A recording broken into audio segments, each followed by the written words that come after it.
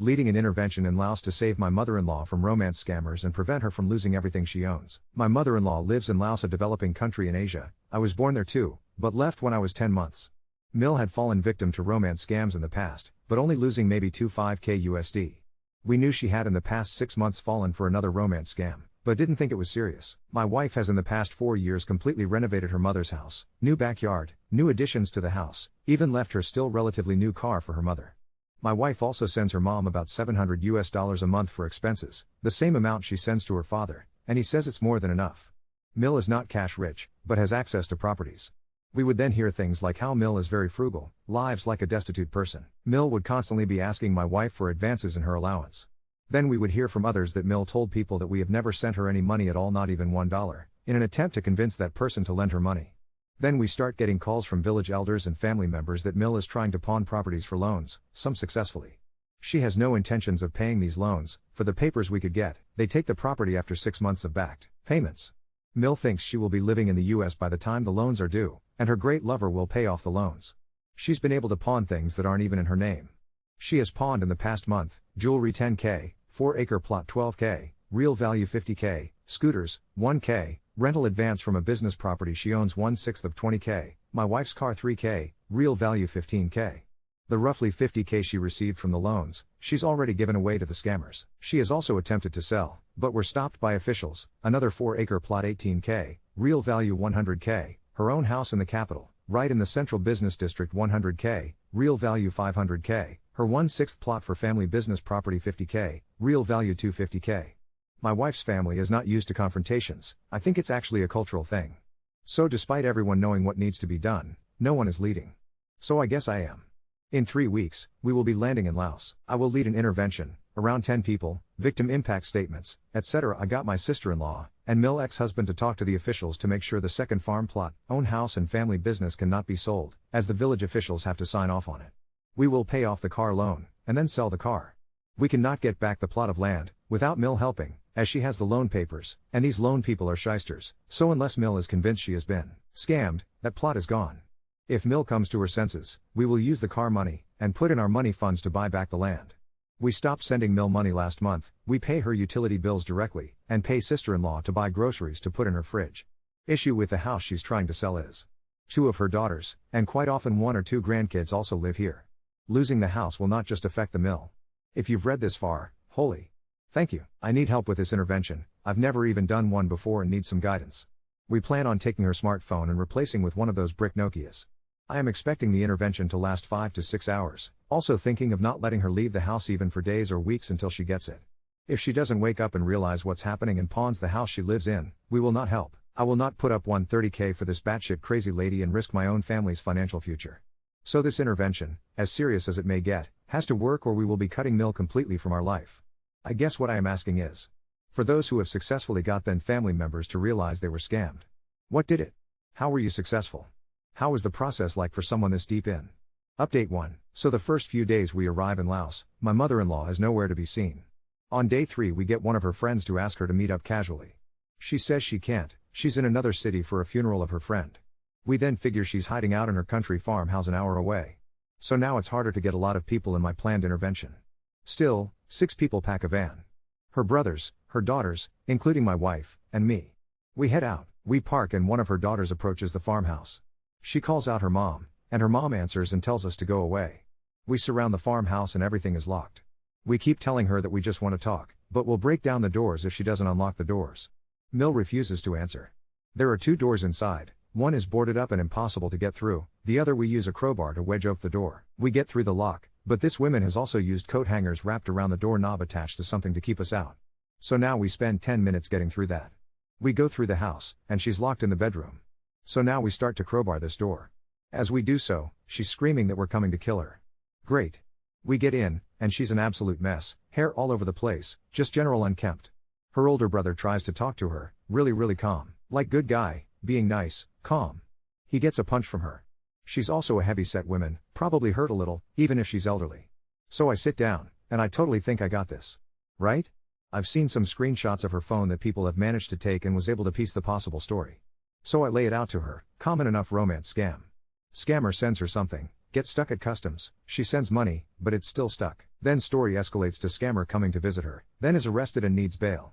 Now it's her fault, and she needs to send money to bail him out. It's okay though, when he's out, he will pay whatever cost she incurred, and they'll fly away to another country and live happily ever after. I spend 3 hours over logic and reason, like why can't this guy call him embassy if he's stuck? She doesn't say a word, but does look at me when I talk. Finally at hour 5, as everyone is tired and giving up, I give her a hug, and she absolutely breaks. She starts crying, telling us she believes us. Everyone hugs each other, which does not happen in this country. People are crying. I am like, yeah, I got this. She wants to spend another night at the farm though, I get that, she's lost someone. This lover that no longer exists and who never loved her. Needs to grieve. I ask for her phone, but she doesn't want to give it that night. She will give it tomorrow, but promises to not contact the scammers. Everyone leaves in good spirits. People seem happy and dinner is had. Next day, mother-in-law returns. I see her for maybe 5 minutes, everyone seems good. I decide to go the route of starting on the family recover part, then a few days later go for the financial part. We are staying in a hotel, not with my mill. So next day, small family dinner is had, people are happy to have their mother back. 2 days later, bigger family dinner, Mill seems happy, she agrees to talk about the financial part. The next day. This whole time, I did not get that phone back from her, I was so focused on getting the family part back. Mistake. At the table sit myself, Mill and her daughters. I start with a simple "you do still believe us and not this scammer Kevin, right?" She replies with "I don't know what you're talking about. There was never a Kevin." So yep, she's still talking to the scammer. Now everyone is pissed. One of her daughters throws photocopied text conversations between her and the scammer while yelling at her mom. "Oh yes, that Kevin. I can't believe this shit is happening." I try to keep everyone calm, but everyone is upset. What's crazy is that she seems to realize it's a scam, but at the same time still believes the scammer. We ask for property titles, so she can't pawn or sell things and we can recover some things, but she only gives us partial actual documents, or photocopies. Everyone is more pissed. She keeps denying having any loan papers, that the loan sharks kept them all. We don't believe it. She takes out her phone and starts to go through it to find one of her loan contacts. My wife decides this is it, and lunges at her mother for the phone. My wife may be slim, but she's active at the gym, and I naturally have to go at it too. So now 3 people wrestling over the phone, which we do manage to take. My wife quickly goes over conversations from the scammer and loan sharks. My wife reads aloud the messages, and confirms that it was the same scam story that we thought. At this point, everyone seems calm. Mother-in-law seems resigned to the fact that we now have her phone and going through it. The rest of the family is bewildered at how obviously fake the lies and images that the scammer sent to her were though, but no one is yelling at her. The scammer is apparently an American, head of medicine at some Boston hospital. Of course. Why wouldn't a 40-something head of medicine want my elderly nearly obese Mill? At one point, my wife sees that my Mill asks the scammer why he didn't go to the embassy for help. Scammer said that there were no embassy from his county where he was being held. We question the Mill, but she's not really talking much, but finally says he's in Germany. Everyone is still calm though. I show my Mill that there is an US embassy in Germany, a half-dozen consulates, dozens of offices. She replied that she's going to have to let Kevin know about these options that he didn't about. She still believes this dude. I show her that the plane tickets they sent to show he had a jet-set life didn't exist. The images were so ridiculously fake that anyone could Google and see why. A non-stop ticket from Kazakhstan to Tennessee on UA 134. Everyone is still trying to convince her and calm though. My wife scrolls to the loan sharks. Financially, we are mostly where we think we are. Except she has managed to pawn the country farmhouse. We didn't think she could because her ex-husband is on the title, and he did not agree to that. People are furious, and I am tired of holding them back. They verbally lay it on her. We put down on paper what the debt is, and I don't think she flinched. We did when we totaled it. $70K for properties and items worth $350K. We try for 2 hours to talk sense into her, but she's still fully committed to believing the scammers. There is just one property left not pawned. The one in the we're currently in, the one that only has her name, but is actually her ex-husband's childhood house. Everyone leaves frustrated. My wife and I tell her that she would never see us again.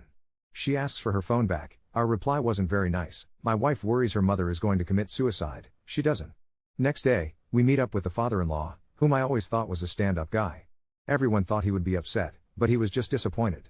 He goes on to explain that he removed his name from the house title in the capital because he didn't want his children or grandchildren to think he would try to kick them out in any way, as his ex-wife had repeated said it was something he would do. He was in tears, and said he just wanted good things for his family.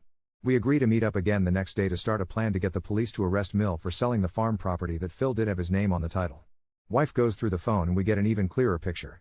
Turns out those loan shysters weren't nearly actually as bad as we thought, even the one that accepted a property as collateral knowing the Phil wasn't involved. There were two main loaners, each loan to them started typical enough for the two properties, but then Mill started asking to see if they would take a loan for the house in the capital. Both said no, stated that they didn't want any of the properties, they just wanted the interest from the loans. They started questioning if she was being scammed, telling her to talk to her family. She kept telling them she was fine. They kept insisting she gets her family involved. She said her family was why she didn't have anything and needed the loans. We called the loan people, they seem admissible, and actually concerned for Mill. One only wanted the principal back, the other seem willing to accept the principal and a month's interest instead of everything's that's accurate. My wife asks me if I remember the jewelry gifts we got for our wedding. I replied that I didn't until she mentioned it now. Good, then you won't miss them. Next day, my wife plans to pay the loan to get her car back. There's already a buyer. The sale of the car and the jewelry is enough to cover not everything, but at least the two farm properties. I guess I shouldn't be annoyed at losing the jewelry, definitely annoyed at Mill though. Sure enough, midday, we get a text message from the scammer on my Mill's phone, which we have, asking why he's getting texts from another number claiming to be my Mill, and that is the new number to call? We throw a few curveballs at the scammer, but yep. Mill had a backup phone, which explains why she wasn't wrestling us back for the phone, and is re-talking to the scammers. Yay. 2 hours after this, my sister-in-law puts her phone up to show me and my wife a live scene from the security cameras at the house. So a lot of people in this country still believes in animalism and spirits etc. Conversations goes like this. Sil, she's opening up all the windows in the house. Wife, that nasty bitch. Yep, she's got them all opened. She's got some incense now. She's lighting them outside the house and waving them. Oh fuck her, I am so out of her life. What kind of mother does that? Me, scratching my head, what's going on? She just wished all the evil in the world to come to you and your wife. Oh wonderful. Update 2. My Mill is putting a hex on us, but that's probably a good thing. I pushed getting her arrested, but apparently in Laos it's not that simple. You have to go to the village elder, they have to get the village police involved, and then an actual arrest can be made. I am not sure if it really was this complicated, or if the family just didn't have the appetite for it. Of all the things she had pawned, we were interested in resolving 4 items that were pawned or suspected to be. My wife's car, 2 farm plots and the house in the capital. We paid $3,000 to get the car back, which included the loan and interest. We then sold the car. My wife also sold the wedding jewelry we received many years ago. This together with the proceeds of the car was enough for us to pay back the loan and interest for the 2 farm plots. The papers were all signed in front of village officials. We had no idea where the deed to the house in the capital was. Turns out the loan people had the deed all along. My Mill was so desperate for money that she offered to take $5,000 for a house worth $500,000 USD. The loaner declined, but held onto the deed, which was given back to us. The laws in Laos don't make any sense to me, and I am not sure how we're able to do the things we did after. The first farm plot is 6 acres, and co-owned by Mill and ex-husband. Mill managed to pawn the property without her ex-husband knowing. So now we are going by the official judgment from their divorce. 1. 5 acres will be given to Mill, but title will be given to one of her daughters to hold. The second farm plot is 5 acres, it was 100% in Mill's name, but was paid for by my wife years ago. Title will now be transferred to my wife. As for the house in the capital, it 100% in my Mill's name even though it was my Phil's childhood home. This was because she had repeatedly accused him of in the future selling the house and leaving the grandkids with no place to go. Funny how it was actually the opposite. We're working on putting Phil back on the title, while one of my wife's sister holds onto the title.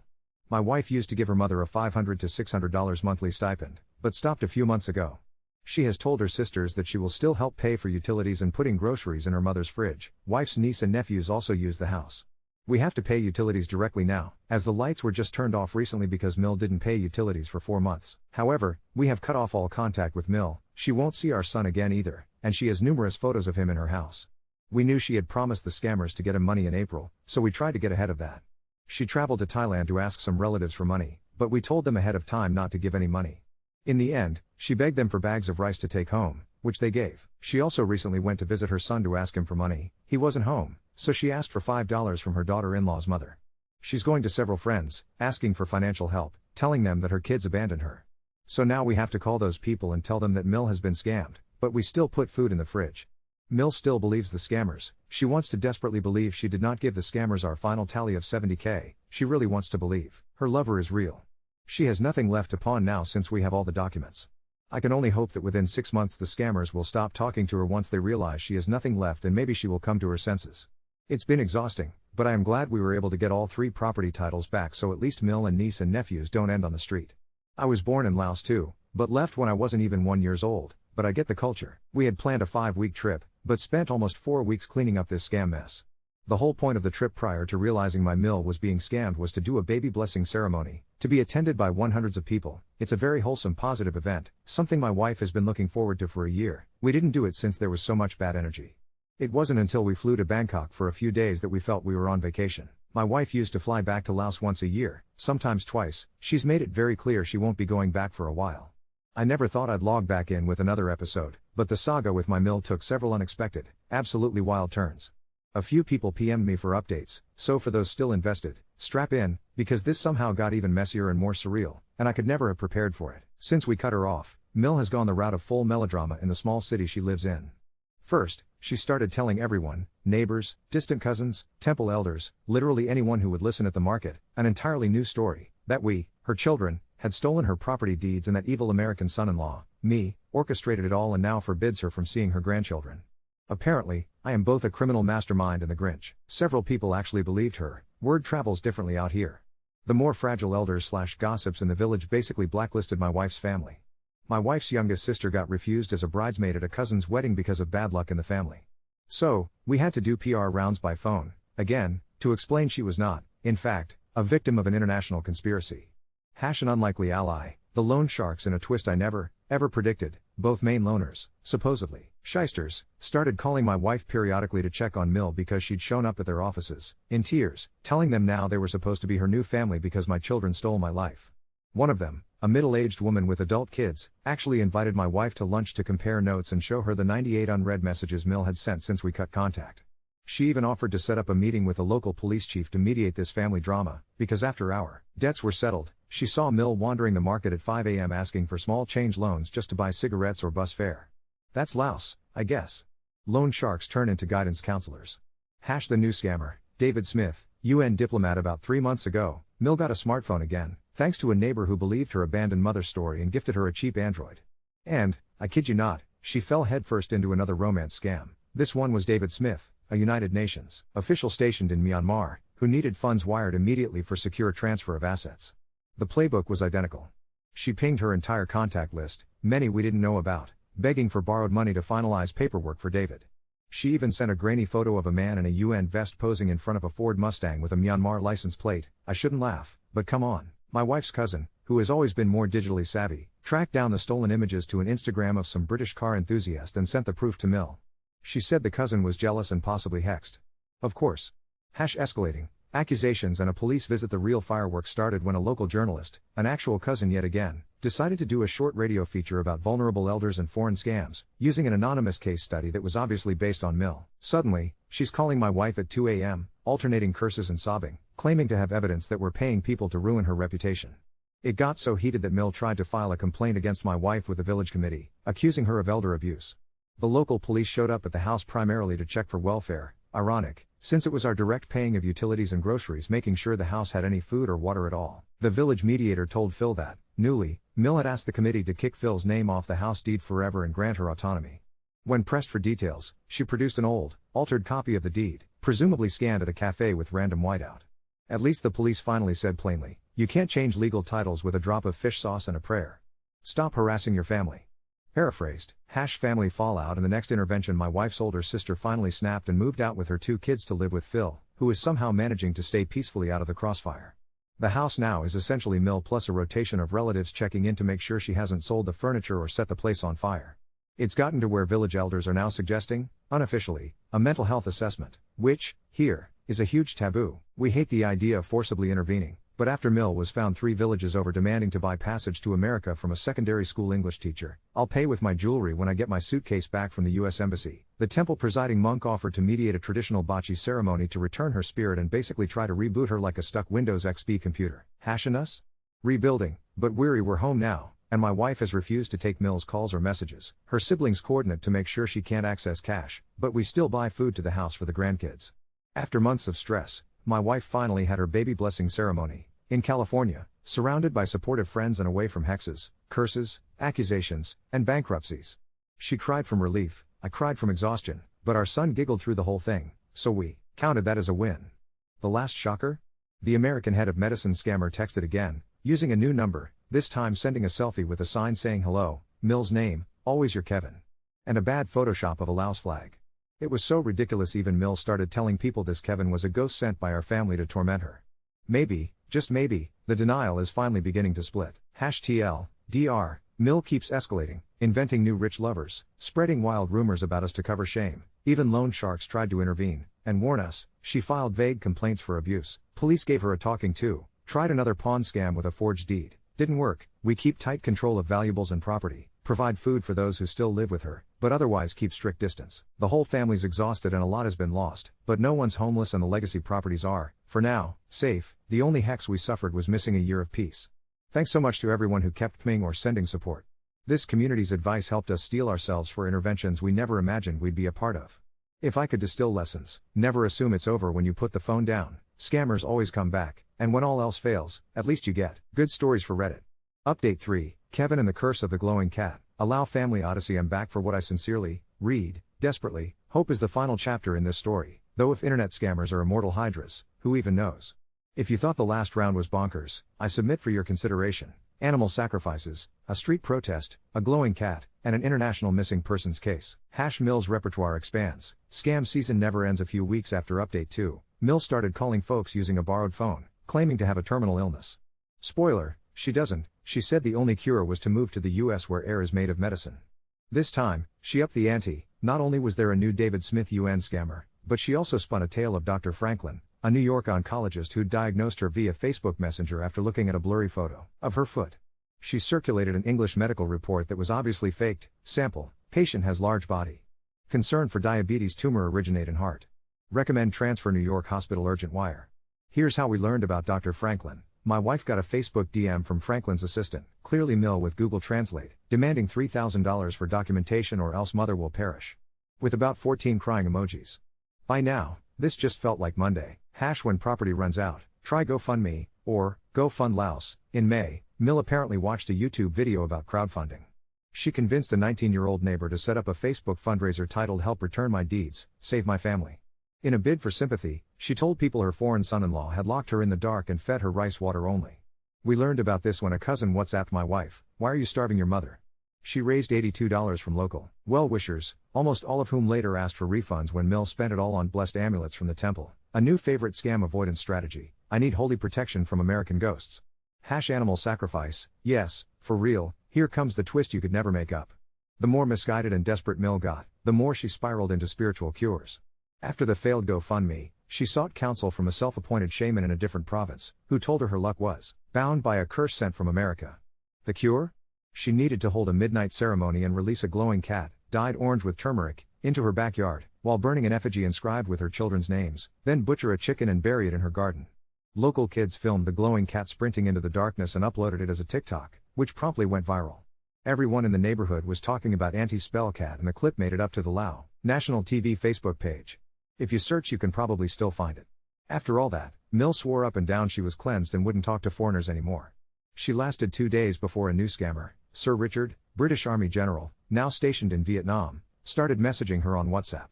Not kidding. The kidnapping accusation, it gets wilder. After storming a family birthday party she'd been uninvited from, let's just say she creatively interpreted no contact, Mill told neighbors I had kidnapped my own son and was holding my wife hostage in Thailand. She tried to stage a mini protest in the village. She made 5 cardboard signs, spelling free grandson in Lao and miscopied English, and recruited 3 old ladies from the market, plus 2 small kids she'd bribed with cookies. This protest lasted precisely 22 minutes before everyone wandered off for lunch. But she didn't stop there. She messaged the US Embassy Facebook page, with a complaint about trafficking and stolen American baby. Thankfully, the US Embassy actually cross-referenced her name with consular services and, unlike Laos village police, realized this was a familiar delusional family case. We received a polite but exasperated email asking if we needed social support or legal help. I never expected US Embassy staff recognizes your family drama to be a milestone. The final snap, and something close to closure. 3 weeks ago, the cousin who hosts the local radio show got a call, this time from the scammers themselves, pretending to be customer support for UNSB Digital Banking, requesting a testimonial from Mill for most loyal international client. Cousin turned it over to the police, who finally realized the foreigners Mill referenced weren't American family members, but actual criminal syndicates, possibly because Mill was now the victim of 6 overlapping scam rings, all draining the same dried-up river. After this incident, the temple's venerable monk, the same one who'd mediated earlier, assembled the extended family for a real intervention, not in a locked room, but in the open-air temple. He gave a 20-minute sermon on the suffering caused by unchecked desire and illusion, cited Mill's viral spell cat video, and ended with, "If you keep hunting ghosts, you'll become one." For the first time, Mill actually cried, not the angry, self-pitying tears from before, but genuinely heartbroken sobbing. She apologized publicly to cousins and grandkids. "She didn't apologize to my wife or me, but she has since stopped calling us evil and blamed only bad spirits in the air." Where we are now, Mill is under informal community guardianship. A few trusted aunts have her banking and official docs, villagers check in on her daily. She's taken up gardening, actually growing lemongrass, not burying chickens. She almost never uses her phone. Nephews put a content filter on it, blocking WhatsApp, Facebook, and all platforms except YouTube Kids and a church livestream app. The glowing turmeric cat became a village mascot and was rehomed by monks. I send money monthly for its food. My son's photo is back up in the family house, but Mill hasn't directly asked about him or us in weeks, apparently respecting our boundaries, and perhaps, finally, internalizing that our curse was simply protecting her livelihood, not stealing it. The properties, unbelievably, are still safe, and she can't touch them without a council of relatives and 3 signed approvals. What we learned, and maybe what's next, we will never send Mill cash again. Property deeds and valuables stay in multiple hands with photo records in 3 countries. Mill likely has a clinical delusional disorder, but culturally, professional help isn't accessible or accepted. Temple plus family intervention is as good as it gets. The baby blessing? We did it twice, once for just our friends and cousins in California, and, finally, this month, my wife returned quietly to Laos for a small, peaceful, private ceremony. No drama, no Facebook live streams, no hexes, just a New Year's sunrise, sweet sticky rice, a house full of kids, and even Mill sitting quietly in the back, holding our son's hand for 10 patient minutes. I cried, so maybe, just maybe, this story has entered its cool down phase. Or maybe the next update is, Mill bought a blockchain monkey and now owns the village. Wouldn't even be surprised.